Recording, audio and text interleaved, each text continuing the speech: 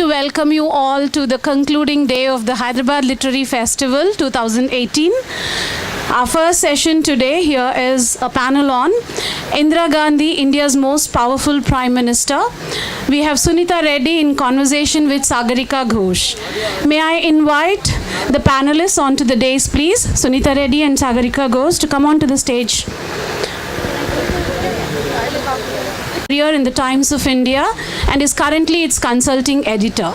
She was also part of the startup team of Outlook, worked for the Indian Express and was deputy editor and primetime news anchor on the CNN IBN News Network. Her publications include the novels The Gin Drinkers, published in 1999, and Blind Faith, published in 2005, and the latest is Indira, India's Most Powerful Prime Minister, which was published in 2017. She's a Rhodes Scholar and completed her postgraduate studies in modern history from Oxford University, UK. Dr. Sunita Reddy, who is in conversation with her, she has a PhD in English. She taught for about 10 years at the undergraduate level. Currently, she is the director HR for the family-owned company, the Vijay Group, which deals with construction and mining equipment. She is involved with various social service organizations. She is also a freelance journalist and does interviews for the television. Thank you. I request Sunita to take over the session.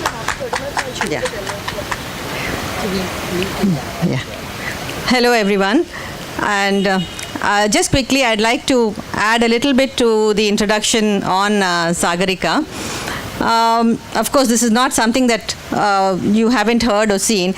It's just that I felt that I should take this opportunity to say in front of people how extremely bold and courageous she and her husband have been, especially during the last in the last couple of years. We've seen how they've been standing up and speaking up.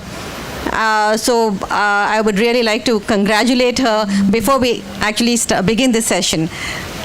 Of course, along with her husband, I consider them a flamboyant couple, a power couple in the corridors of Lutyens' Delhi. But that is only secondary to the actual work that they do. So there are a lot of things that came to my mind when I was asked to interview her, but I was asked to specifically talk about this book which was released recently. So we will for this session just limit ourselves to this. We can talk about other things, whatever you like, because of the constraints of time. Okay. Let me begin, Sagarika, with the most obvious question. The most obvious question, which I'm sure you've been asked so many times since the release of this book that you have an answer rehearsed for this. Why Indira? Why Indira Gandhi? I mean, there's so much written about her already. So what is it that made you feel that you could add to this body of knowledge that is already available? First of all, thank you so much, Sunita, for that wonderful introduction, and thank you so much to the Hyderabad Literary Festival for inviting me. It's a delight to be here. It's a delight to be in your wonderful city where the weather is really gorgeous.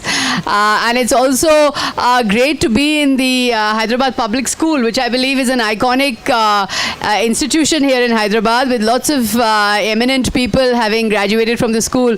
So I'm very privileged to be here.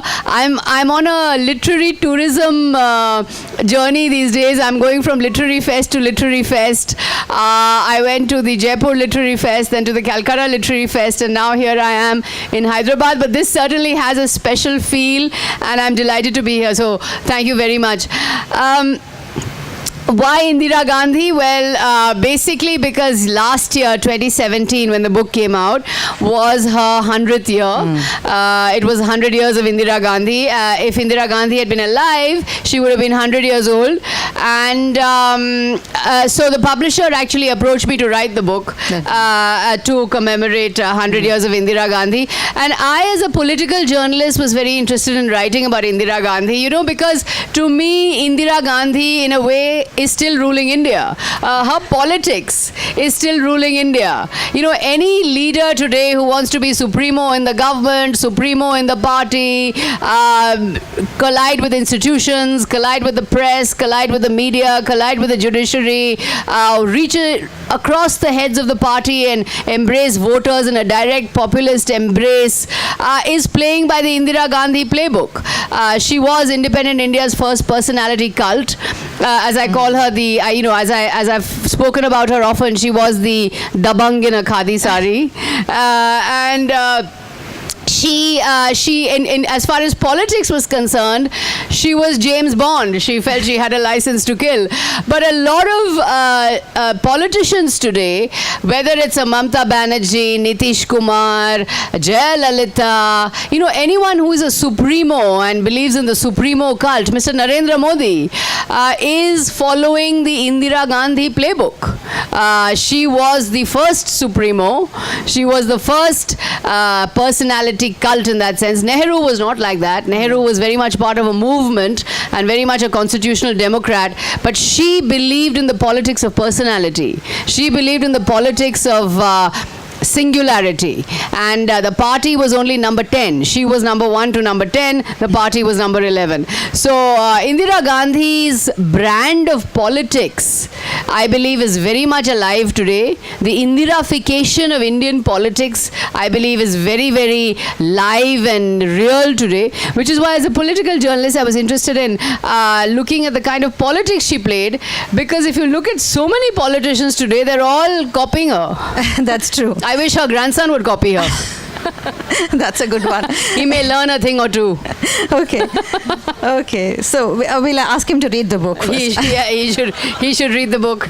And I must tell you that I am not a big fan of non-fiction, but I found this book really very interesting and racy to read, and it was very readable. Though biographies can be dull, of course her life wasn't dull, so that helped, I'm sure, in a great way. I was a little interested in the way you've narrated the whole thing. You've interspersed it with letters. I don't want to play spoiler here. I don't want to tell you what is exactly in the book, but let me tell you that it's a very interesting way of narration. In between, she has interspersed it with letters addressed to Mrs. Gandhi, or rather Mrs. Gandhi's ghost. So what gave you the idea, and what was the purpose of doing that? Well, this relates to your earlier question, that why another book and what's different in your book. So, there are 120 biographies of Indira Gandhi. I read 80. So I was asking myself, what can I do that will be different? So I thought maybe if I made it an interrogation of Indira Gandhi, and as a journalist, I would love to interview Indira Gandhi, but of course she's no longer there. So I thought I would interview her ghost and sort of write letters to a ghostly Indira Gandhi, asking her the questions that I've always wanted to ask her. So I thought that might make it interesting for the reader and make the book a little different from the rest of the 120 biographies that exist. So true. And also, how difficult was it to write about this person who was multidimensional, and you couldn't put her into any particular slot? She was a bundle of paradoxes. And, I think the whole book, the theme is how you try to bring together these, make sense of these paradoxes. Yeah, absolutely. A very complicated person who had very complicated relationships. One of her biographers wrote, and I've quoted in the book, that about her husband Feroz Gandhi, that she didn't like Feroz Gandhi, but she loved him. In fact, that sums up her character to me in a way. She loved what she didn't like. That was the complexity of Indira Gandhi. Someone who actually loved what she didn't like. She said she loved Indian democracy, but she was no Democrat, and she didn't quite like Indian democracy. She said she loved the men in her family, Sanjay Gandhi, Rajiv Gandhi, Jawaharlal Jawaharlal Nehru, but she had a lot of issues with them, and she didn't quite like them often. She said she loved Indian politics, but she didn't like Indian politics, and she manipulated politicians very, very cleverly. She said she loved the Indian free press, but she didn't like journalists at all, and she kept them at bay. In fact, of course, she put 253 journalists in jail. So Indira Gandhi was the person who loved what she didn't like. The other image that came to me, do you know the Lady of Shalott? Yeah, Tennyson's Lady of Shalott. How many here know Tennyson's Lady of Shalott? So, if you've read the poem The Lady of Shalott, it begins very abruptly with this beautiful lady in a castle weaving this loom. And in a way, it reminded me a lot of Indira Gandhi as this, beautiful, graceful figure, but caged in a castle of her anxieties and her angers and her suspicions and her paranoias, and unable to move out of this castle of her own making, which was built by her own anger and suspicion and paranoia of people. And when I came to the end of the book, Tennyson's line, God in his mercy give her grace, this Lady of Shalott. And that line kind of came back to me, after examining this tempestuous life and how complicated she was and how difficult she was and how multi-layered she was. I remember thinking Tennyson's line, God in his mercy, give her grace, this Lady of Shalott.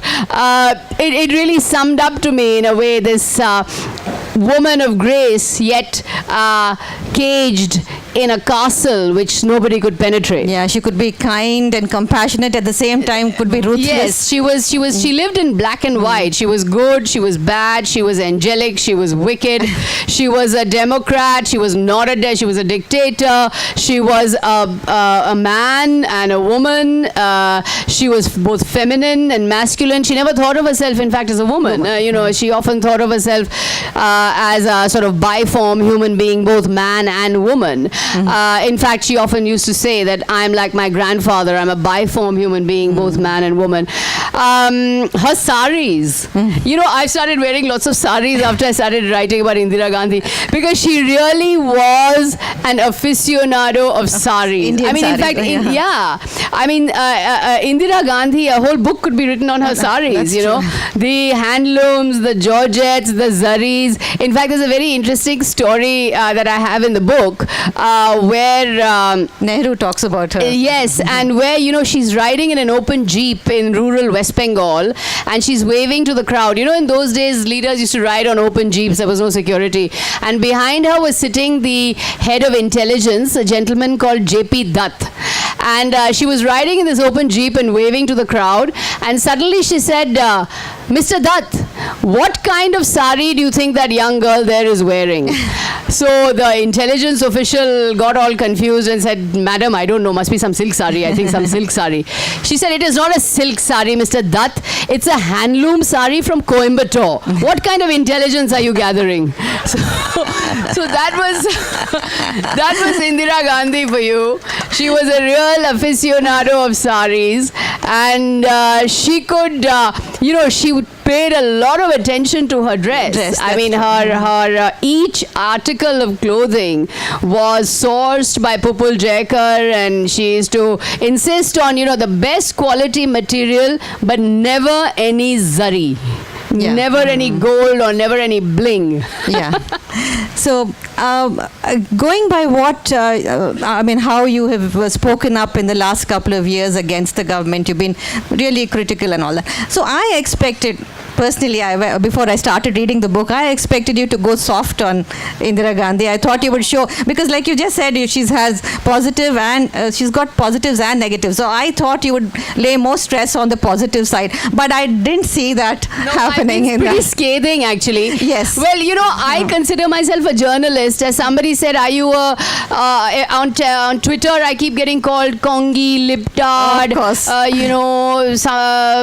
Deshdrohi, Pakistani agent. And I keep saying, I am neither communist, nor socialist, nor capitalist, nor activist, nor nationalist. I am only journalist.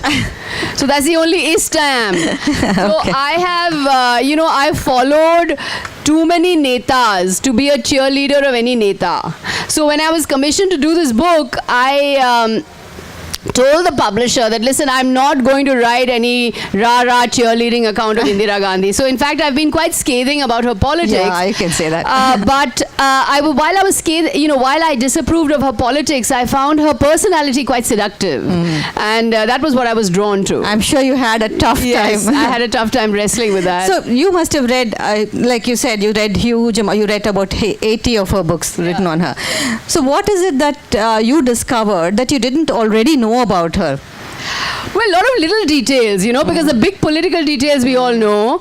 I discovered she was extremely sporty. Okay. Did anybody here know that Indira Gandhi was an expert skier? She could ski. She could swim very well. She was an effective horse rider. She was the only prime minister, I think, who was the head of a bird watching society. I think today prime ministers watch different kinds of birds. But she actually used to watch birds. Birds as in birds. As in real birds, feathered birds. She was head of a bird watching society. She was extremely outdoorsy and capable of tremendous physical stamina. When a British journalist asked her, how are you different from other Indian politicians? She said, sheer physical stamina. I can outrun and outwalk all of them.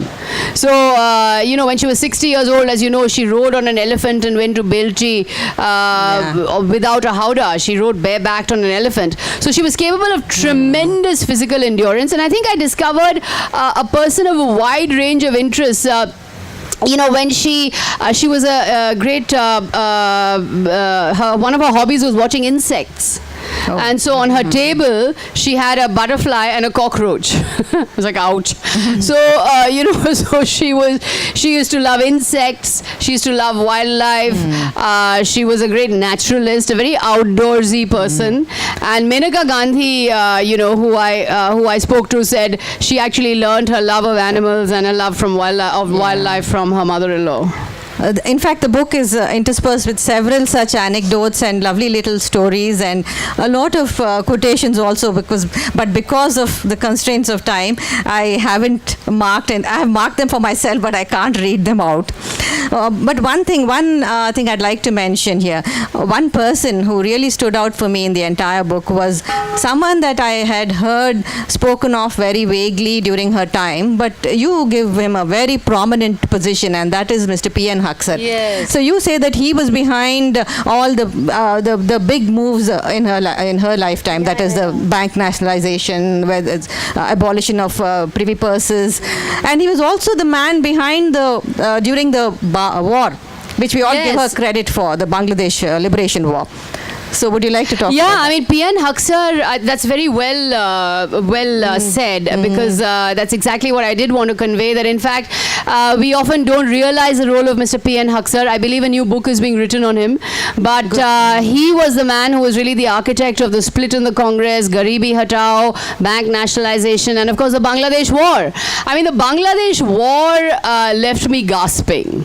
It really left me gasping, because all of us who've read about the Bangladesh War, but when you research it in detail, the sheer raw courage of Indira Gandhi, who won the most decisive military victory that any prime minister has ever won in the history of India. 10 million refugees were pouring into India. The whole world turned its back on India. Europe turned its back on India. England turned its back on India. China was allied with Pakistan. The United States was allied with Pakistan. She went to the United States to ask for help.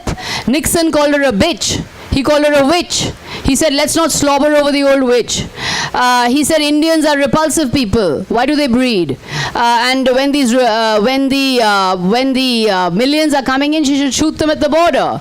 Nixon hated Indira Gandhi. The newly released Kissinger papers. Shocking what he said about Indira Gandhi. And their meeting in Washington was what Gary J. Bass calls a cathartic brawl. But it was interesting how she snubbed Nixon after that, because after this terrible summit where Nixon had been hostile to her and nasty to her, and she had hated him, and Kissinger said she treated him with an elegant condescension he found unbearable. And they come out of the meeting, and then there's the official dinner, the big official dinner that takes place. And there's a huge table, a U-shaped table, and she's sitting at the head of the table, and next to her is Nixon. And throughout the dinner, she kept her eyes completely closed. All through the dinner, she kept her eyes closed. And Nixon was getting more and more agitated, saying, why is she keeping her eyes completely closed? And he kept asking her questions, and she kept her eyes closed. She would answer the question and go back to keeping her eyes completely closed. And after the dinner, one of her aides asked her that, what were you doing, this formal dinner? I mean, you're sitting out there, everybody's looking at you. Why do you keep your eyes closed? She said, oh, but I had a headache. I had to keep my eyes closed because I had a terrible headache. And the next day, they held a press conference, and she completely flummoxed Nixon, because at the joint press conference where Nixon and she were speaking, every time she would ask a question, she would answer only in French. So Nixon didn't understand a word of what she was saying. Good for her. So that was a snub Indira style. And then, when the whole world is against you, the nuclear warship, the Enterprise, is steaming into the Bay of Bengal. Anything could have happened. Pakistan could have declared all-out war. United States could have attacked you. China could have attacked India. But the lone woman stood firm there with General SHFJ Manekshaw by her side and General Aurora by her side. She invaded East Pakistan, and the war was over in 14 days. It was the most impeccable war.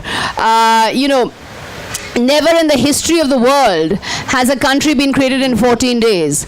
And it was very interesting, but a naval commander who was patrolling the INS Vikrant, when the Enterprise was steaming into the Bay of Bengal, there patrolling the Bay of Bengal was the INS Vikrant, which was India's proud warship aircraft carrier. And the commander who was on INS Vikrant had asked Indira Gandhi that if the Americans talk to us, if they approach us, what should we say? She said, well, you just wish him the very happy time of day. And she came out of that war. 14 days the war was over. She announced in Parliament that Bangladesh had been liberated. And after the Bangladesh war, what happened then? Abhinav Chandi Durga. Vajpayee called her Abhinav Chandi Durga, Shakti, Empress of India. She was called the Empress of India. So she was at the very zenith of power after the Bangladesh war. But sadly, within 3 years of that, she had declared the emergency and she had plummeted to the depths. But all through the Bangladesh war, it really was P.N. Haksar who was behind the war. And there was a very interesting anecdote was told to me by her doctor, who said that on the second day of the war, when war was raging, he went to meet her and he found her changing the bed cover in her drawing room.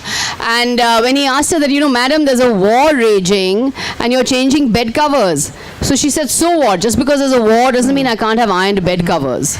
No. So that was a kind of... Now, closing this topic on, we started talking about P.N. Haksar. There's just one little sentence which intrigued me. So though he was so efficient, as you say, there were a lot of people who criticized him as well, including this comment saying, the politicized bureaucrat was a constitutional aberration, they said. Yeah. So in spite of doing his best, he was also criticized. Oh, absolutely. I think the creation of the committed bureaucracy, the committed judiciary, Indira's bureaucrats had to be loyal to the Indira Gandhi revolution.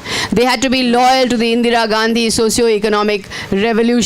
So if you were not loyal, you couldn't function. So while Haksar was very much a very efficient, a very remarkable figure, yet he demanded loyalty. And I think this is the problem I have with Indira Gandhi's politics, that she created so much damage to India's institutions, whether it was the civil service, whether it was the political system, whether it was the judiciary, whether it was corruption.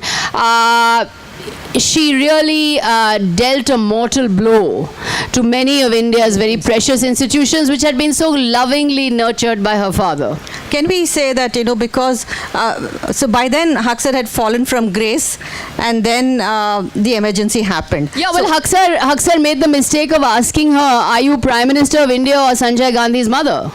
Yeah. And the minute he asked her that question, He was shown off the with door. his head. He was shown the door. I think that he was the only one bold enough to talk to her about Sanjay Gandhi. Yeah. And Indira Gandhi was, while she brought in the Indira Revolution, and she removed famously the privy purses, the princely privy purses. She removed those, but she destroyed the Rajkumars, but created a Rajkumar in politics, in democracy. And I think this was because I don't think she was, in that sense, as much of a committed constitutional democrat as her father was. She was convinced that the Nehru-Gandhi family would rule India. But also, There was no doubt about this in her mind. The Nehru-Gandhi family will rule India. And if a son dies, his place will be taken by another son, not by a daughter-in-law. But also, was it because of the influence of the coterie around her? By then, Haksar had gone and the others had come in. Psychophancy had grown. She encouraged a culture of psychophancy which Nehru had fought so hard all his life to eliminate.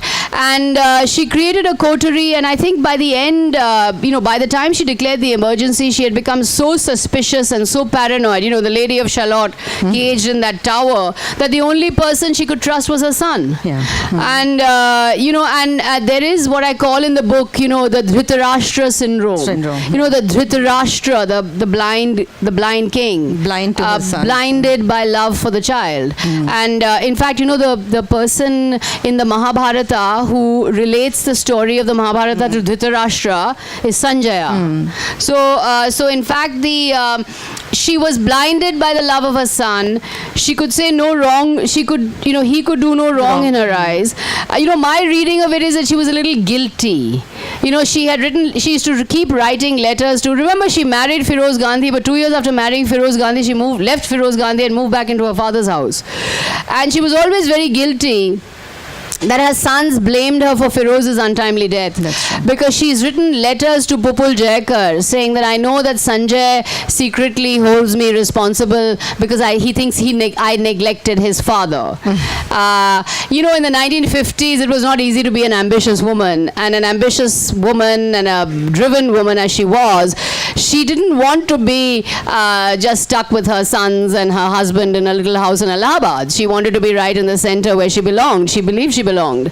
And she moved back into her father's home, and she has there are many letters to Dorothy Norman, her American friend. And Pupul Jayakar saying that I know that Sanjay secretly blames me for the fact that I didn't look after his father enough. All of us are guilty parents. We feel, oh gosh, we haven't done enough for our kids, we haven't been the right kind of mother. There are a lot of She was quite reasons. a guilty mother. A lot And I of think factors. Sanjay used that guilt. Yeah, but just closing this topic on the emergency, one final word.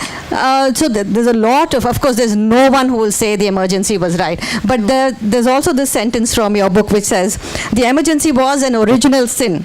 But those who tried to bring down an elected government through sheer public pressure weren't exactly democracy's ministering angels, which I thought was, very good looking at it from the other side. I mean, you can't... Well, I mean, it was, the emergency, I believe, dealt a body blow to Indian democracy. It really finished off the roots of India. She hacked away at the roots of Indian democracy, which her father had tried so hard to put down. The independence of the civil servants, the judiciary, the press, all of that. But on the other side, Jayaprakash Narayan was calling for a mutiny. He was calling for a mutiny of the armed forces. He was calling for a mutiny of the police. He was saying that if, when the government gives an order, you should refuse to carry out those orders. Now, the Indian system is based on the supremacy of the civilian, is based on the supremacy of civilian authority. So if you are saying that the military must not take civilian orders, then you're effectively paving the way for martial law. Something like Pakistan. Something like Pakistan. So her point was that if the army is being asked not to obey the civilian authority, then are we saying that the civilian authority is irrelevant? In which case, in those days, we must remember democracy was very fragile. It was very weak. The democracy was just about 30 years old. And she was, according to herself, acting to prevent martial law. But of course, my reading is she declared the emergency because she wanted to stay on in power. I mean, the Allahabad High Court judgment had come in, it had unseated her, and if Nehru had been around, I think he would have probably resigned. But but she refused to resign, and in fact, one of the Mr. Siddharth Shankar Ray has written that Jagjeevan Ram, the great stalwart of the Congress, had told her at the time that, Madam, if you want, you can resign, but please leave your successor to us. And that's when a hard glint came into her eye, and she realized that, listen, I better not leave power, because if I leave, I'll never be able to come back again. So she was that kind of ruthless politician who, that's why I've called her the most powerful prime minister, because she pursued power with ruthless single-mindedness. But also there is this contrast, between politicians then and now. The period that she was not in power, I found it very difficult to believe that she lived so frugally. I mean, we imagine her to be someone all-powerful, someone with limitless, resources. But then you describe that very frugal meals she used to have, the very minimal resources she at did her have disposal. She had nothing when she lost power, and she declared emergency by law. I mean, now we have an undeclared emergency, which is not declared by law, but it's still an emergency. She declared the emergency by law, and she revoked the emergency. She submitted to the power of the vote. So in that sense, and when she lost power, she lost everything. She had no house, she had no car, she had no money. She was living in Muhammad Yunus's home, and she only lived off her father's royalties. But, so when I asked Mr. Chidambaram, I had a Delhi launch of my book, and so I asked Mr. Chidambaram, because, she lost power in 1977, but in 1980, in 2.5 years, she was back with a 2/3 majority. So having completely been wiped out in 1977, she was back in 1980 with a 2/3 majority. And I asked Mr. Chidambaram, I said, why didn't the Congress Party learn from Indira Gandhi? She was defeated so badly, but then within 2.5 years, she was back in power. So Mr. Chidambaram looked very forlorn and said that, oh, well, yeah, but she was up against Morarji Desai, yeah, we're up against Mr. Modi. How can you compare the two? Oh, we've run out of time totally, Sagarika, but if you permit me just one more minute, there's one thing troubling me about this book, which I thought, with your permission, if you allow me to say, what I didn't like about the book also. The kind of innuendos you've made about her relationships. Of course, we've read this earlier in M.O. Mathai's account, which I thought was very distasteful by itself. You brought that in and also added a few of your own. No, they're not my own. You see, the thing is that they're her own. The thing is, she did, I think when one is writing a biography in this way, one has to be warts and all, and you have to bring in the relationships that are out there in the public domain, and I think there was nothing to be ashamed of. So it was not for sensationalism? No, I mean, she was a single woman. She was, by then her husband had died, and she had relationships. A couple of them were as I've said about Mathai, we don't know.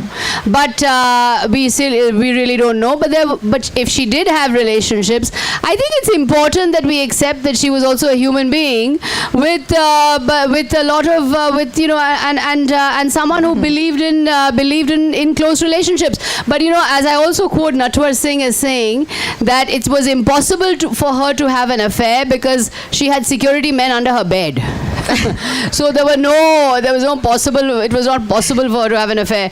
But she was, again, I just have to leave you with this one anecdote which I find very interesting, and it reminded me a lot of all my elderly aunts and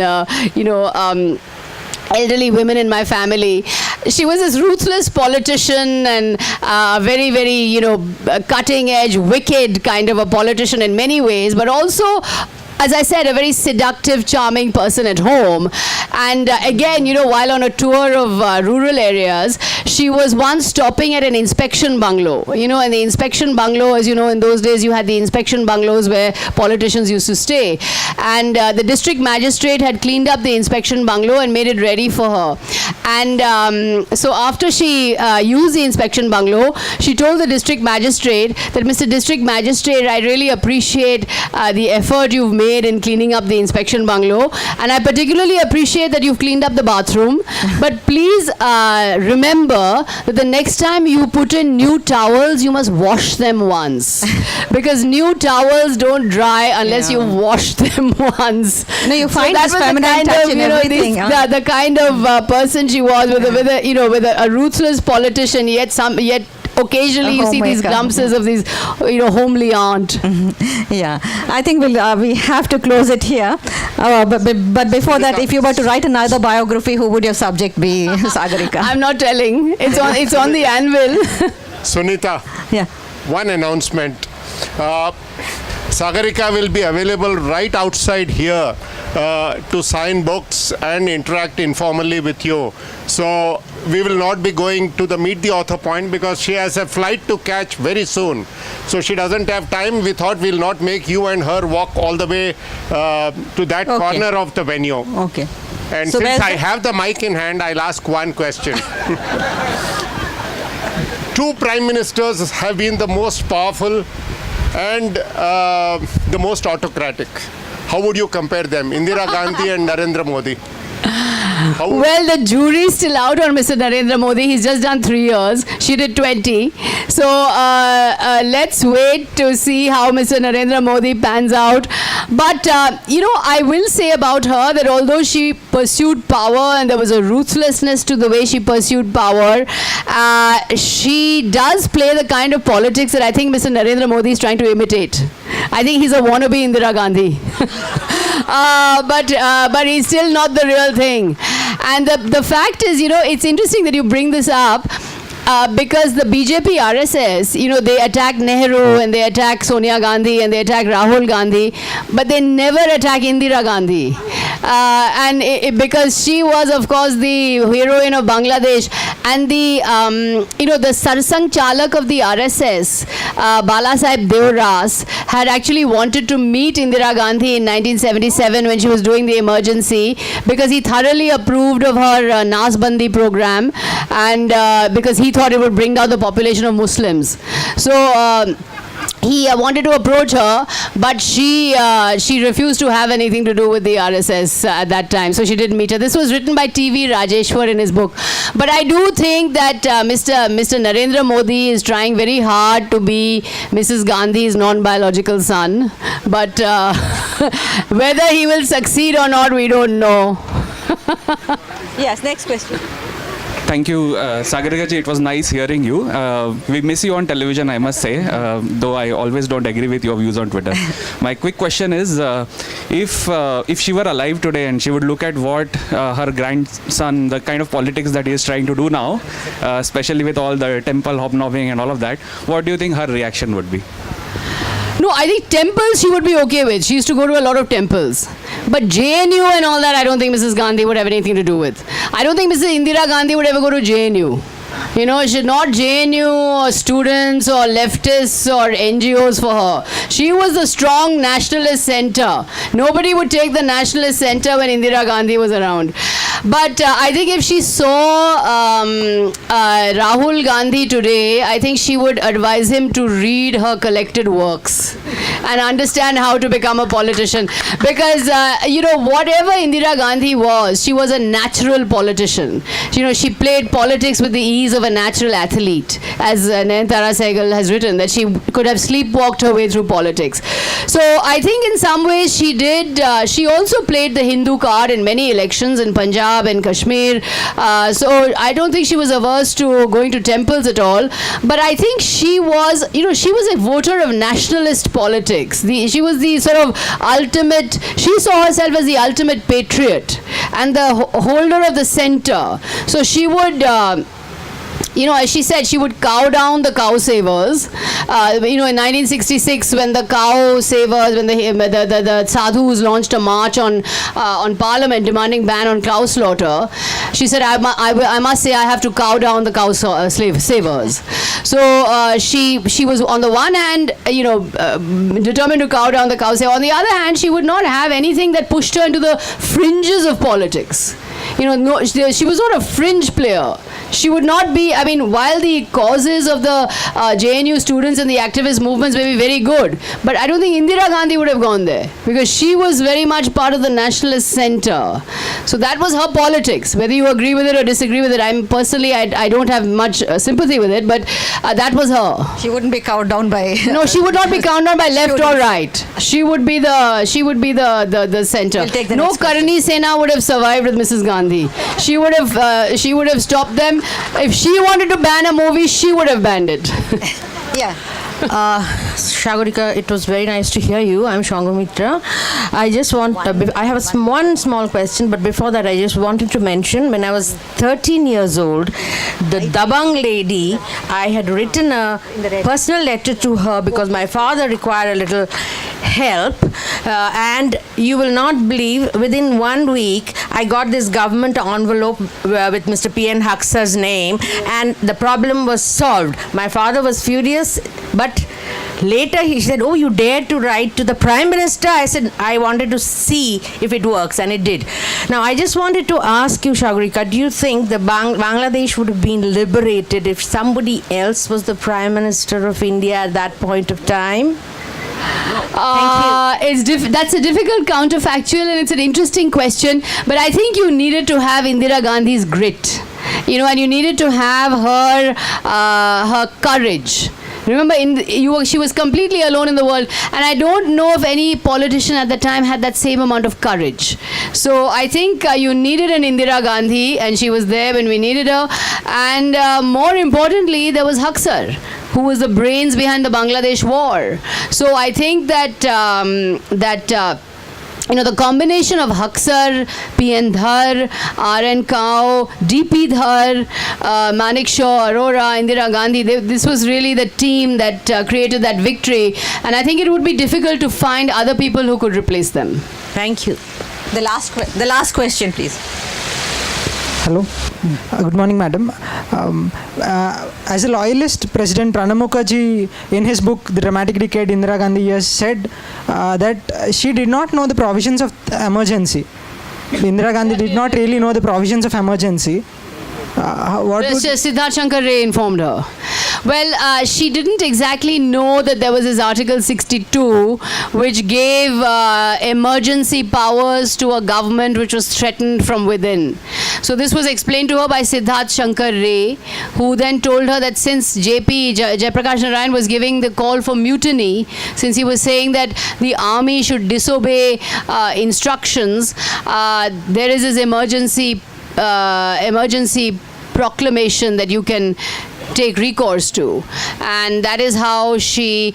But mind you, by the time the Allahabad High Court judgment had come in, I think she had made up her mind that she would have to do something drastic if she wanted to stay on in power, and she did want to stay on in power. So I think the fact that Siddharth Shankar Ray suggested the legal recourse was something she took legal recourse to. But I think politically, she had made up her mind that she would have to do something pretty drastic. Yeah, I think we have to close it here. One thing I'd like to add to what she's saying is that, she's been pilloried for the emergency by everyone. She's been eulogized for the Bangladesh war. But for me, she'll be a heroine for the what happened after the Bangladesh war, how she handled the refugee crisis. Yes. And how neatly she did it. Right now we are facing this, from a tiny country like Syria, you can't accommodate them across Europe. The Rohingyas. Or the Rohingyas. We are not, we are not being able to take in the Rohingyas. Indira Gandhi absorbed 10 10 million million, Bangladeshis. You know, they were housed, they were rehabilitated, they were placed in camps, and then very smoothly they were sent back. I was there in 71 born. Oh, you were there. Okay, can those who want to ask any more questions can please step out and ask, please. Thank you. Thank you so much. Thank you, Sagarika, and thank